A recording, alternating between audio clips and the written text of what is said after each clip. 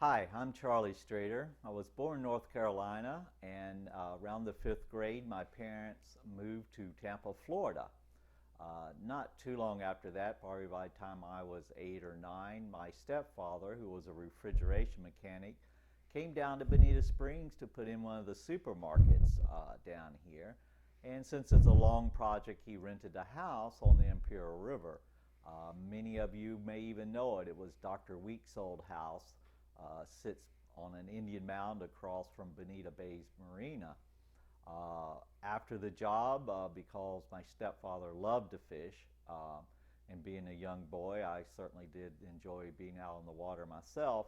We purchased the property, and later on during college, I lived there for a little bit, and also permanently moved down in around 79, but we'd been coming here since the late 60s. So got to see some of the changes and got to see Bonita Springs before the big boom of the late 80s and 90s of development, and just was very fortunate to have all those years on the water, in the river, with a background in anthropology, and later became president of the Southwest Florida Archaeological Society.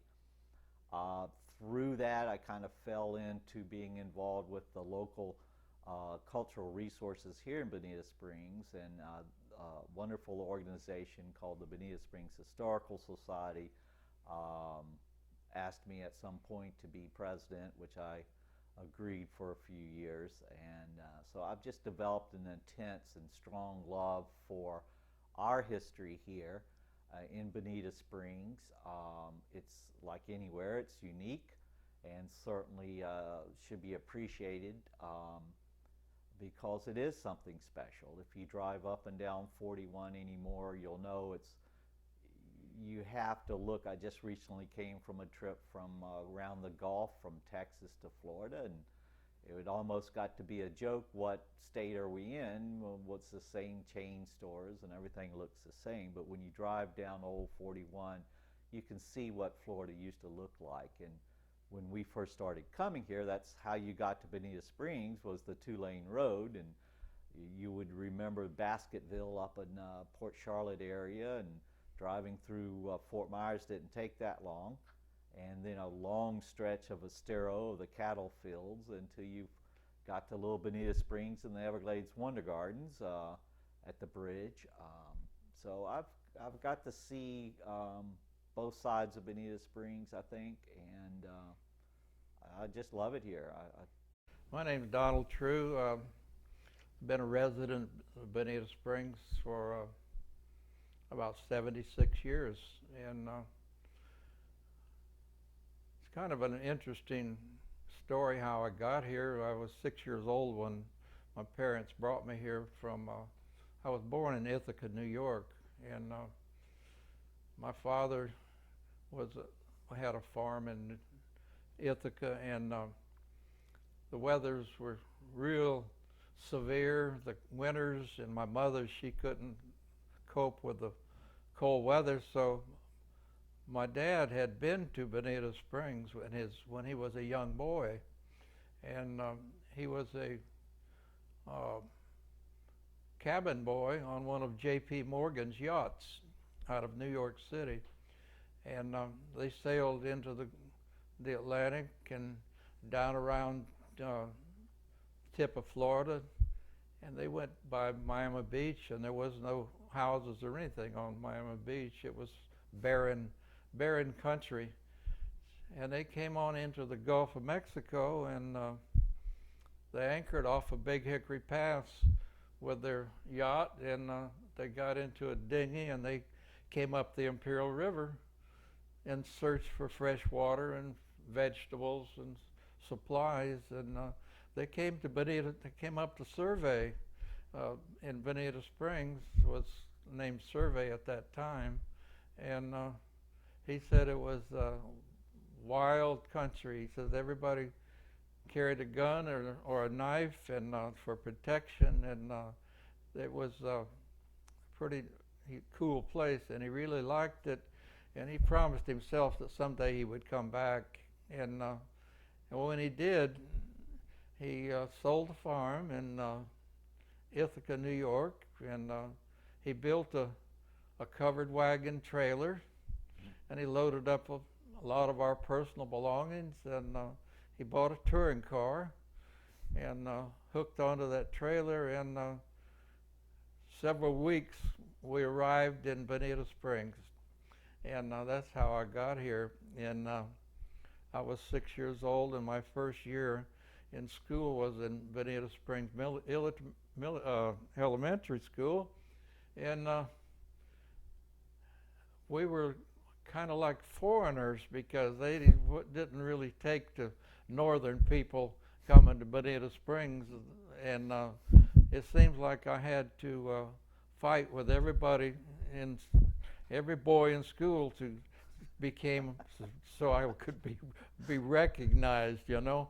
But anyway, I made it through school there, and then I went to high school in Fort Myers, graduated from Fort Myers High School, and later on I had a short stint of commercial fishing, and then I had a short stint of commercial shrimping out in the Gulf of Mexico, off of Key West and off of Dry Tortugas, and then I had a call from Uncle Sam to send me into the Marine Corps, and so I spent a couple of years in the Marine Corps through Korean War and back home, and I'm really in love with Bonita Springs, and I've traveled all over the United States. I've been in every state except Alaska, and I'm going to go there someday. But living in Bonita Springs has been such a wonderful place to live. It's everything you need. It's consequently we have a lot of good people and good neighbors, and we don't have too many enemies, and it's just a nice place to call home. Donald, you came here when you were 6. I started coming here when I was about 9, but I didn't go to school here. Well, what was that like? You hear stories of they'd let you out at recess to go fishing. What was school like besides? Well, the first thing when you enter a community, a tight-laced community like there is here, was back then, anybody that came in was a foreigner, and it was really hard to be accepted. A foreigner as in a Yankee? Yeah. Okay, gotcha. So you had to kind of prove yourself that you were worthy of being here, you know? Right. I switched schools a lot growing up too. But so would they literally call you a blank Yankee or something? Oh yeah, we were Yankees, and of course they didn't know what a Yankee was. They just knew you were not from Bonita. Yeah, that's right. Right, yeah, right, and right. I learned to fight young. I had to fight, for survival, because them old country boys are rough. Well, you made it through the Marines too, so I'm not going to pick a fight with you. That's for sure. Yeah. My goodness. But you know, Bonita Springs has been good to me, and gave me a lot of good, would you say, values to live by. You know, you treated your neighbor right, you did the right thing, and you didn't abuse the country. You know, if you went fishing, you fished, you took what you wanted to eat, and that's the way it was. You know, you didn't catch them just because you could. I think yeah, that to me is wrapped up in not just rural, but small town, when everyone knows you. I mean, I know our good friend Byron Lyles likes to tell the story that if he got in trouble in town, his parents knew about it before he got home. In other words, everyone kind of knows everyone, so you have to, so to speak, get along. And as you get older and through life here, your word means something to you, because you're going to be here next year, year after that, and see that same person eye to eye. So a handshake should mean something, and sure, and yeah. your I think that creates morals Yeah, where, I think where you're responsible for your own actions and have to face up to them. yeah, you're right. You're right. Yeah, but Well, Don, some of my earliest experiences here are jumping off of a rope swing into the Imperial River and swimming around when I was 10, 12 years old, and a little boating, a little fishing, that sort of thing before I got to move down here permanently in the late 70s. What were some of your earliest impressions and memories of the river? well, the Imperial River was was our playground. All the kids, everybody swam in the river. When sometimes there'd be 25, 30 kids would meet at the river, and everybody go swimming and have a good time, you know. And one of the later on, I guess I was probably 12, 14 years old, maybe a little bit older. Well, in the railroad, the Atlantic Coast Railroad had an elevated tower bridge, and it was about, I would say, 40 feet off the water, and we used to climb up there, which we were not supposed to because that was railroad property, you know. Right. But it wasn't in use. It was not operable, and we'd climb up there and get on top of that thing and jump off of it into the river. Well, the river was deeper then than it is now, because what's happened to the river now is for the development in the east, they've dug canals and boat slips and all this stuff, and the sand is silted down the river and filled the river up, and so it's really not as deep as it used to be. So we were all up there daring each other to jump, and this one girl was up there, Wilma Harvard. Oh, gosh. And she said, we said, if you'll jump, we will. She jumped. So you had to, huh? She jumped, and then everybody else had to jump. Oh, my goodness. And so we all made it. But anyway, I talked to Wilma a couple of years ago about this, you know, and she says, you know, I don't think I jumped. I think somebody pushed me. Oh, my gosh. Well, So we used to all swim there. is this a confession of yours? Yeah. Okay. All right. I don't think I touched her. But anyway, there was right by the railroad bridge, there was a dock, and it was the railroad dock, and it was a place where the boats tied up to take freight off of the freight train, and on a cart they bring the freight down to the dock and then load it on the boats. Was that where River Park is now, or on the other side where River Park is? Right beside the railroad bridge. By the bridge itself. Yeah, but that bridge has caused some problems too. Back in 1950, I guess it was, that we had a hurricane and a lot of heavy rain and water, and a lot of logs and trees were coming down the river, and they floated up against this bridge, and it causing the town to flood. Hell, there was water in Bonita on the main highway. I guess there's probably 2 feet of water. It was up pretty high, and so the town people got really concerned about this railroad bridge blocking the water, you know. So they threatened to. They said, well, they sent the railroad word, if you don't raise this bridge, we're going to blow it up. Well, the railroad company came and raised the tracks up. I know the Benson's grocery store flooded, the Lyle's Hotel flooded. I think even the old Rehard store was here at that time, downtown. Lawhon store, excuse me. Lawhon store got flooded. Was that the most water you've seen flooded there? That's probably the most I've seen, but I don't recall water being in Benson's store. No, it was before my time. That was the one in 36, I believe. Yeah, I'm thinking yeah. of. We went one time. We were talking about that Thomas store, or Thomas Farms. Thomasville, Thomasville. the community. There was an old barn out there that was abandoned, and we went out there and got some sheets of roofing tin, Mm-hmm. and we made canoes. We take a sheet of that tin and roll it over, and then put a spacer in it, and put a 2x4 a log in the end of it, and beat it shut, and nail it together, and you had a canoe. And do it the same thing the other end, and then we used to. Seemed like there was roofing tar used to fall off of the railroad tracks, off of the trains, and we'd get that tar and plug the holes in the roofing tin because it was been nailed on, you know.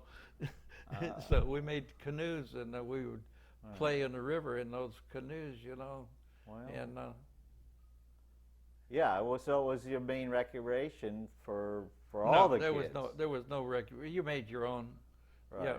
And but the river was deeper then than it is now, because of the development. Like I mentioned before, the development.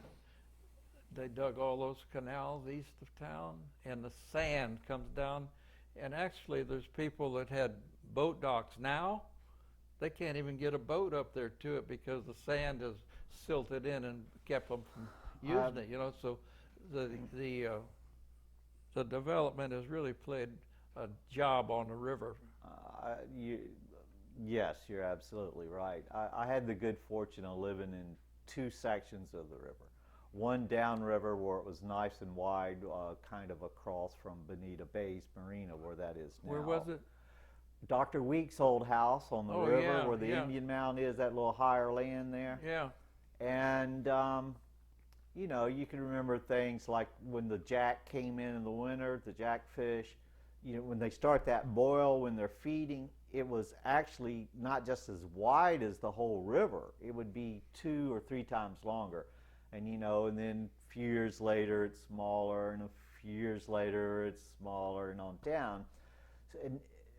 And I did notice the channels filling up a little with silt there. Where I really noticed it is later on in the around 90, late 80s, when I moved up further up the river at the headwaters up here in the DRGR, that these little tributaries were white sandy bottoms. And I'm sure you remember going up parts of the Imperial River.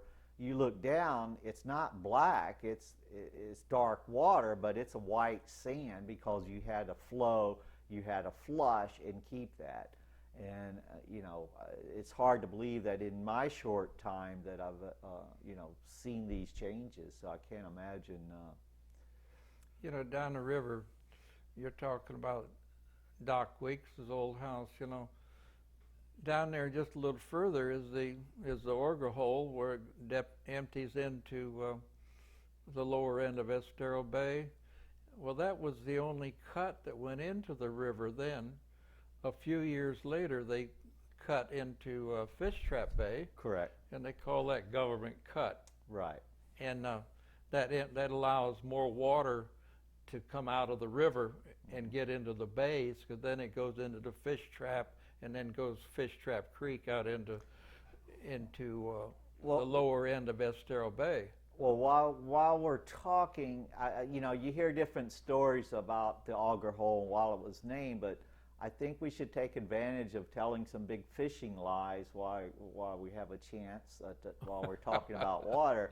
I remember being just up from the auger hole, and there's so many oyster bars in there, as you know, and you know, casting for snook with a mirror lure one time. And often common when you're fishing with your lure, you're really paying attention where you cast it in the first few pulls, because you often get that strike right at the beginning. And then as you get, you know, you realize, oh, I'm getting nothing, so I'm reeling it in, and then once it gets close to the boat, I'm not paying much attention to it. You know, you're daydreaming. And about 3 foot from my John boat, so you're setting down, it's like in a canoe, you know, you're setting right in the water, so to speak. Boom! This snook came out of the water, probably the biggest I've ever hooked in the river itself. I don't know, maybe at least 20, but you know, when they're that close to you, they look so big. And I didn't know what to do, but he threw the hook and went his way. And I don't, what's the biggest you caught in the auger hole or in the river here? What did you used to fish for? And tell me a fishing story. I've caught, mostly what I caught in there were sheephead. I never caught any big fish in there. We used to go down to the pass to go snook fishing, you know. We never did much snook fishing. Hickory in there. Pass. Yeah. Hickory. Yeah. Now, was Little Hickory Pass open when you were here? Yeah, Little Hickory Pass was open, and it was open but not open. All right. Because in the high tide, there would be probably 2 or 3 feet across water in it. But when the tide went out and dead low tide, right, you could drive your Model A right across it. Now, where was it exactly? It was, I think I know where it is, but you leave Hell's Gate, which is the pass on the south end of Little Hickory Bay, and when you leave Hell's Gate, you go right straight ahead, and it was right due so west. if you went down Bonita Beach Road, and the road goes to the right to go north up Hickory Island, if you go left, it goes towards Barefoot Beach. And I remember one time I took my Jeep down that point, Bonita Beach, down to north end of Wiggins Pass. I don't remember any major cuts at that time in the... It probably was closed up. Closed. So how far would I had to drive down? From what you're describing, it's probably a mile. Probably, about a mile. Because that's about 2 and almost 3 miles down to Wiggins. Right. Yeah, right. yeah. But this man, there was an article in the paper the other day about Walter Mack. Yeah, and from the Shangri-La, I think it was called something else at the time. He owned it. He owned it. He also owned the south end from Wiggins, from Bonita Beach Road, all the way to Wiggins. Well, he was from the Cadillac family too, he if owned I remember that. right. So. And he contracted or hired a bunch of men, and they went in there on the bay side, and they cut all those big black mangrove trees down and cut them up, and they had a dredge in Little Hickory Bay, and they were filling that island up. They were developing it. Well, there are some canals in there. And he got stopped. Okay. And that was Walter Mack. And there's still some evidence down there of his dredging, because there's some pipes in there, and he did that. That was Walter Mack's. He closed off Little Hickory Pass.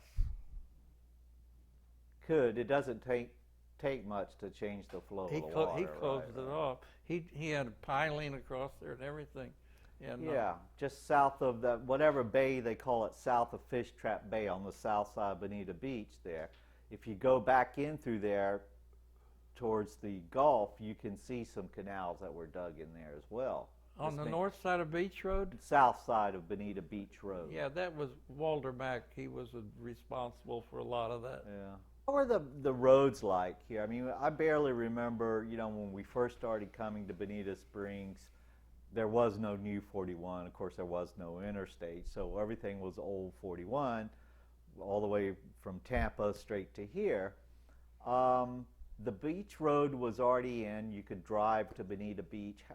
What are your earliest memories of the roads here?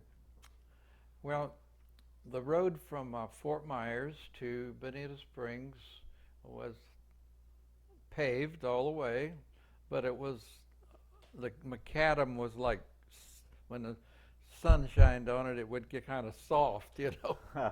But anyway, there were a lot of places between the 10-mile canal and Bonita that would be, in the summertime, would be underwater, and you'd have to, the road department would come and they would drive stakes along the shoulders of the road so that the cars could know where the road was, because the rainwater was discolored, you know, and you couldn't see the pavement. Which so is dark anyway, right? Yeah, dark water, so you just drive in the water. And so when you say 10-mile canal, you're speaking of an area kind of just south of Page Field. I'm talking about the road, I mean the area just north of Alico, where Alico comes out, yeah. Right. And but south of there, so in the summertime, we went to Fort Myers for shopping. We rode the Greyhound bus because the bus had no problem getting through the water. Right, right. And we would ride the bus to Fort Myers and go to the movies or whatever, then we'd take the bus back home, because that was underwater. But the beach road was parts of it was paved and part of it wasn't, and the bridge that goes over to Hickory Island now was low. It was when the tide was high and you go to that bridge, the water would splash up between the cracks in the bridge, and that's how low that bridge was, you know. Wow. And but the roads were, and in Bonita, the first streets that were ever paved was Dean Street. Okay. That was the first paved road. Was Dean Street. The rest of them were all shell roads, beach shells, and which was detrimental to cars because there's a lot of conchs in the road, and you run over one of those conchs and it would flip up and puncture your tires, you know. But that was and then 41 was paved all the way through, you know. Right. I understand some of the earliest roads, like you're talking about in Bonita, when you go towards the Gulf, there were a lot of large shell mounds left by the Calusa Indians. That's what they would use. They would dredge the shell and bring it up into town to help make a road base. Yeah, so, the biggest shell mounds were south of Bonita Beach Road, over in which is now Bonita Shores around the bay. There's still some pretty good sized mounds in there, but they don't dig them anymore, you know. My father-in-law was born in Bonita, Mitt McSwain, and he's my stepfather, rather. And he worked on a road crew, and they hauled that beach shell out of there with mules and wagons, and they dumped it on the roads going towards Fort Myers, and they had a section of that road that they built with beach shell out of the Indian mounds, which they were not graves, they were, you know, garbage pits for the middens, Indians. right. Yeah. Midden shell. So that's how they built the part of old 41, you know. By mule, though, not mules by and running wagons. a truck. Yeah, no trucks. So you're glad you're not that old to have to do that work on that, aren't you? But later on in years, my dad, he worked for the county. This was right about the time of the WPA, and he drove a truck and they hauled that shell, and they still put some of that shell on the streets. Back then, they didn't pave them. They just put shell on them, you know, to deal with the sand. Like everybody knows, this whole area was a beach at one time. Sugar sand, we used to call it. Yeah. Sugar, you could get stuck real fast in sugar sand. Yeah. So when you were younger, Bonita Springs, survey Bonita Springs is what, 5 miles or so from the actual beach. So when you were young, if you wanted to go to the beach, you had to find someone with a car, or did you bicycle to it, or were there buses? How did you go to the beach? We used to ride our bikes down there, and I used to, at one time, my parents had a house when I was real little down on near Stanton subdivision on the river, Right. and we rode our bicycles all from there, you know. And That's just pretty closer, just yeah. to jump it Right. down to the beach, you know. Right. Yeah. Right. So all the bridges were in. You could get to the Yeah. beach Oh, easy. yeah. Just some Yeah. of the bridges were Yeah. lower. It certainly made a change. What was the bigger change? Obviously, I don't know. It's hard to say which was bigger. You had as far as changes, when New 41 came in, it radically changed what we knew as a downtown Bonita Springs, Old 41 or the Tamiami Trail. The businesses, the shopping centers grew up at the Beach Road, Sunshine Plaza, and what was it, Hartley's, and some of the others. It's harder to measure the impact of I-75 come in, but in some ways I think it's just as strong. It just brought more people to our community. I don't think I-75 brought more people. Okay. I think it just allowed people to get to Miami from Tampa quicker. Right. I don't think that it had anything to do with Bonita Springs growing, because it didn't bring people in. It just facilitated the growth period of the 90s, I guess. Charlie, the biggest thing that facilitated growth here was the Second World War. I thought you were going to say air conditioning, but go ahead. The Second World War, we had military bases all the way around us. Mm-hmm. In Naples, they had Army crash boat service, Air Force. Right. Fort Myers Beach, they had the Coast Guard. Fort Myers, they had the Air Force, Army Air Force. Buckingham was the largest flexible gunnery school in the world. Wow. In Buckingham, where they trained the gunners from shooting targets towed by another plane out over the Gulf of Mexico. The sky was full of... What about Page Field? What was Page their Field training? was a Air Force, Army Air Force field. Air Force. And we were influxed with a lot of military men. When they were off duty or on the weekends, they would go out to have fun, and they came to Bonita Springs because there was a lot of the young girls here and a lot of open bars, and it's a good place to go to the beach. And so we had a lot of military people, and that's when they found out about this place. When the war was over in 45, and the people and the guys went back home, they told their parents, the parents came, and that's when we got, I think that was the biggest thing. And the next thing, people say, well, city water. Well, that helped. That was another thing. It did. I really think that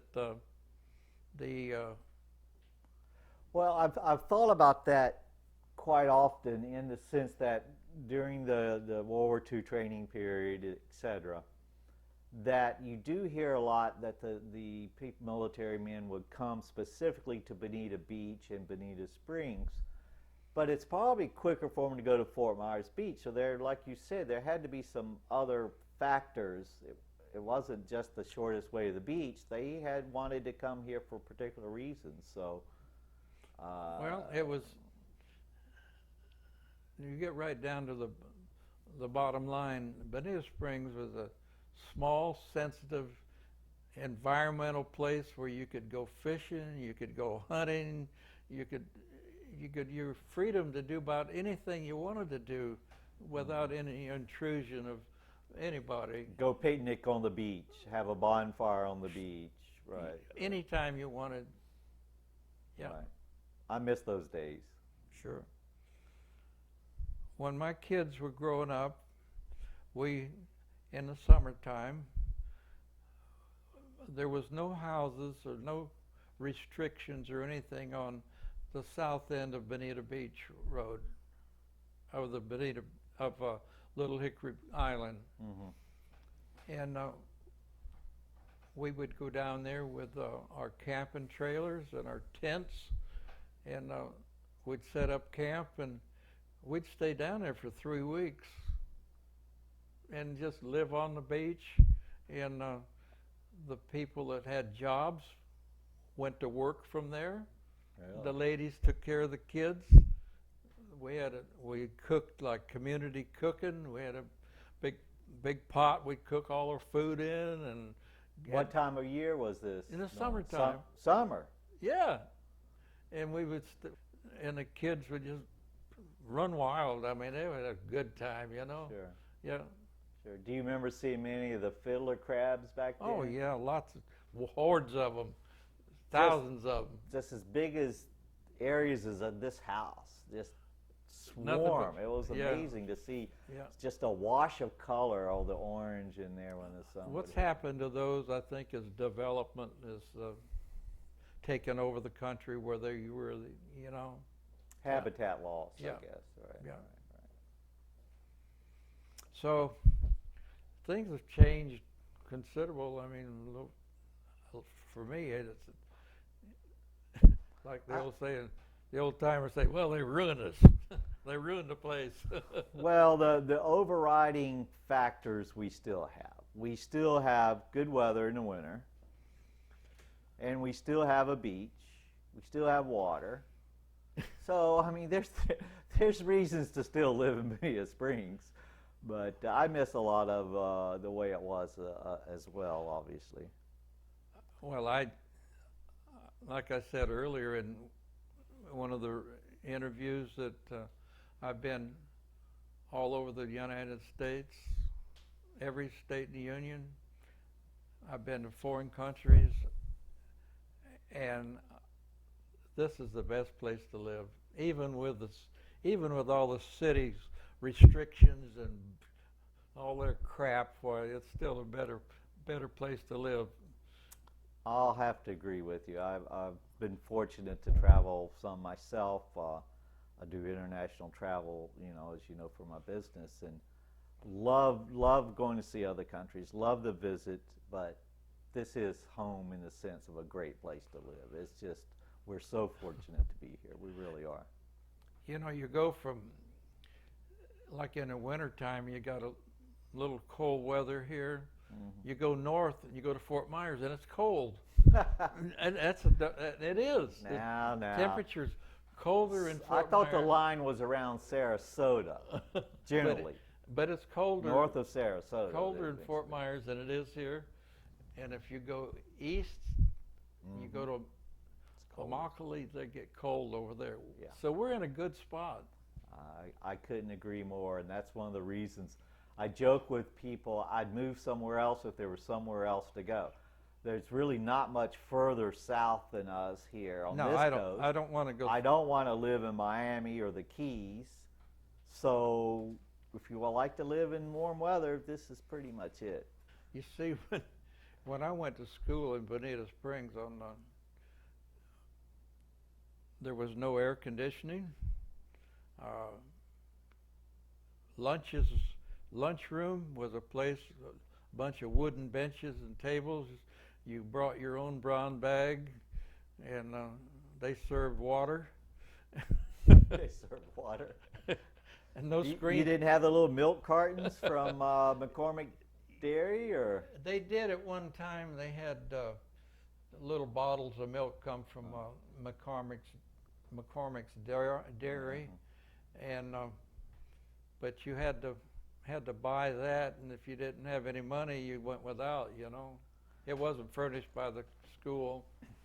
You had to have money to buy that, and the flies and the mosquitoes would come into no screens on the windows, and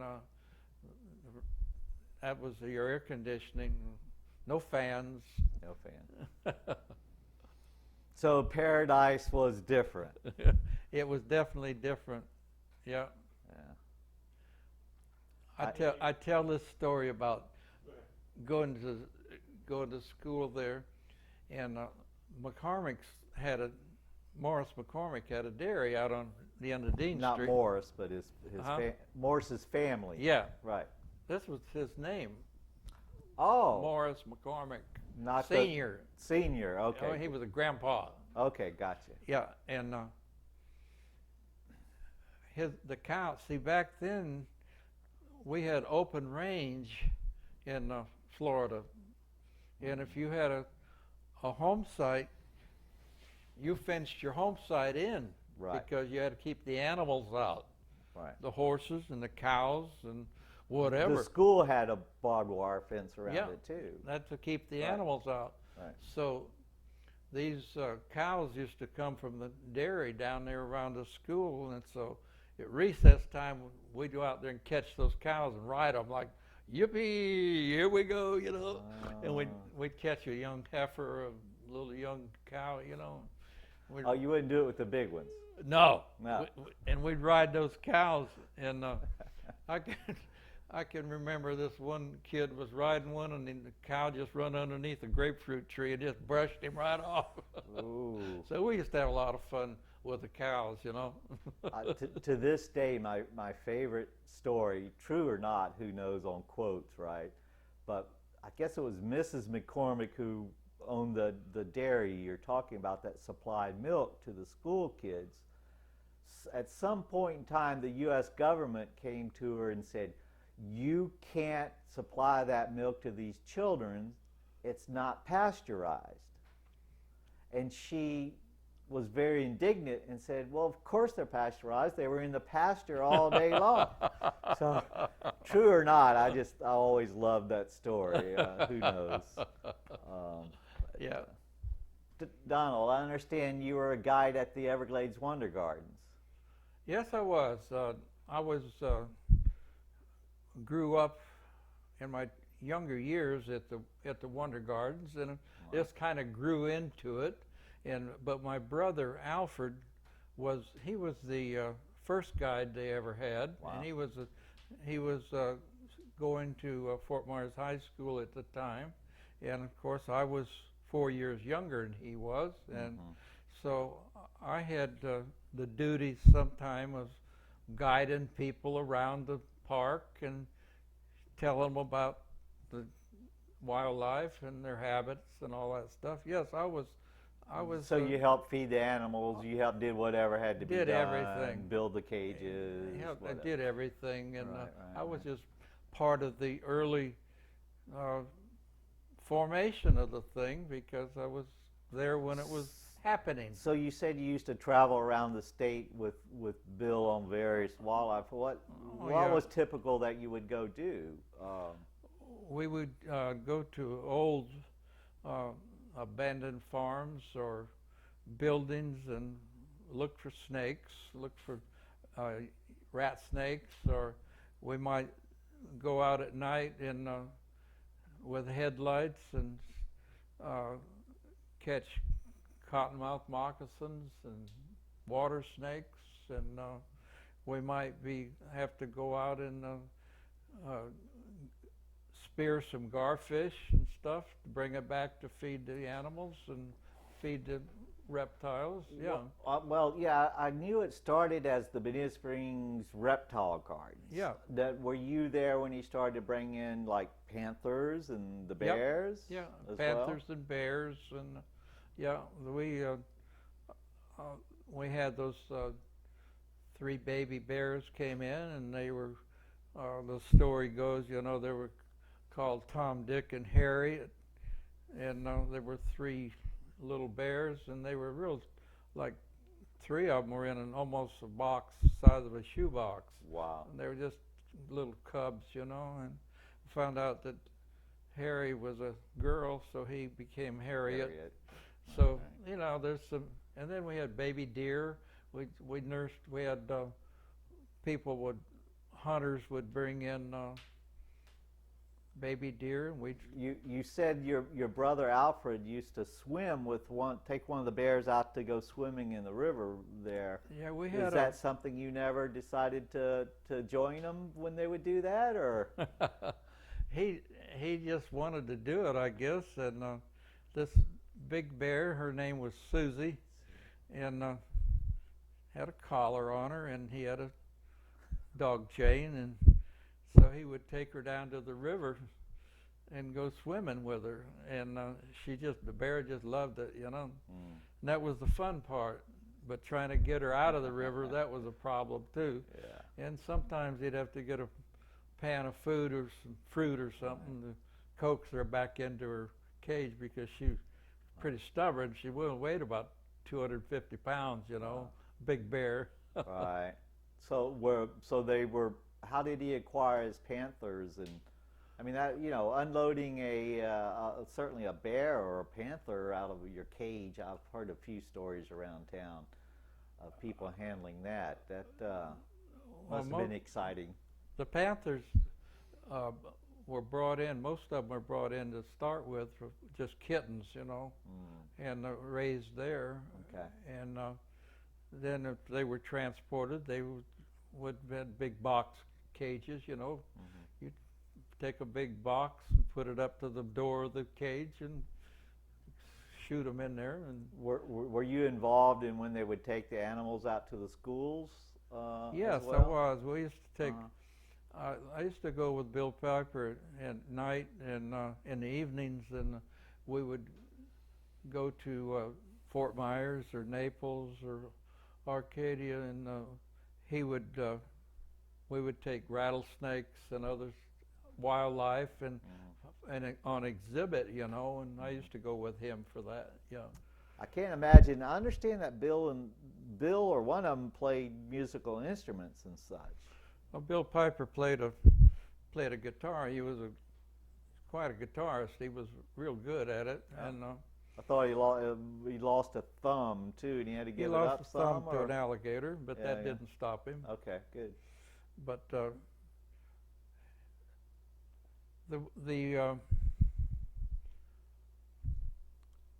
reptile gardens, you had the general public coming in there, and you'd have all classes of people, and this one bunch of guys came in there, and they were drinking, and well, I don't know how drunk they were, and we always had a hook stick by the pen there to pull the plugs on and to fish out any trash that got thrown in there, you know. And this drunk was in there, and he was to that pole, and he was poking the alligators. And Lester come by, and he says, "Hey, don't do that," and walked off. And the guy went back, and he was doing it again, and it really made Lester mad. And he went and he grabbed that guy and had him up over his shoulder, and he was going to throw him in that alligator pen. And Bill come along, and I can hear it now, yelling, Don't do that. Lester put him down. And it was that time I realized how strong Lester Piper was. He was a much of a man, I tell you. He was a hero. And they got to live pretty long lives too. Yes, both they did. Of them Yeah. did. Yeah. Now, which one got into cattle? Bill. And Bill he moved down to Mockley Road down here. Yeah, he bought area. He got into real estate and bought land. Bill Piper at one time owned Palm River. He owned Palm River, and he run cattle on it. He owned 23 sections of land. The family did. Yeah, but that wasn't part of it. Oh, okay. And then he sold that, and then he bought out on the Mockley Road at Mule Pens, and he bought land out there, and that was, I don't know how many sections there, but they owned that together. Yeah. Donald, as always, it's a pleasure chatting with you. Good to see you again. It's been fun. I enjoyed swapping some lives with you, and hopefully we got a few little truths in there here and there. Yeah, well, you know, all stories have to have a little humor into them, you know. Yeah, well, you're the man to talk to. I think you know where all the bodies are buried here in Bonita, so I always appreciate it. So goodbye. Thank you for listening to some stories about early Bonita Springs and our history here.